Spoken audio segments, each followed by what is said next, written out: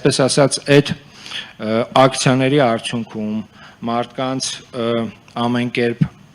փորձելու, որպեսզի իրենք չվճարեն, ասելով, որ գինը անիմաստ է բարձրացել, 100 դրամ պետք է մնար, 100 դրամով կարելի էր նման տրանսպորտային համակարգը պատշաճ ձևով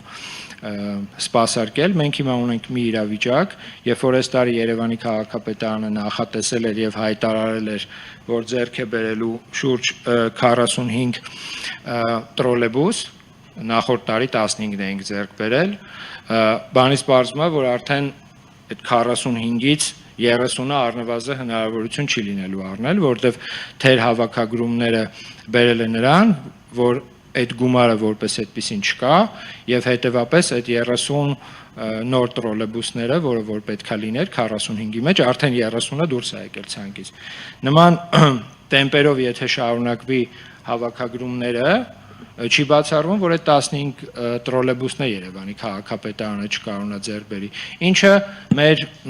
գործընկերներին, ընդդիմադիր գործընկերներին հերթական առիթ է իհարկե կտա ասելու, որ տեսեք, հայտարարեցին 45-ը, բայց ոչ այն 30-ը բերեցին, ոչ է 15-ն են կարողանալու բերել, բայց ուզում եմ հատուկ շեշտել, որ ցանկացած հայտարարություն, ցանկացած, այսպես ասած, բողոքի բորբոքում նաև հղիա նման հետևանքներով, էլի,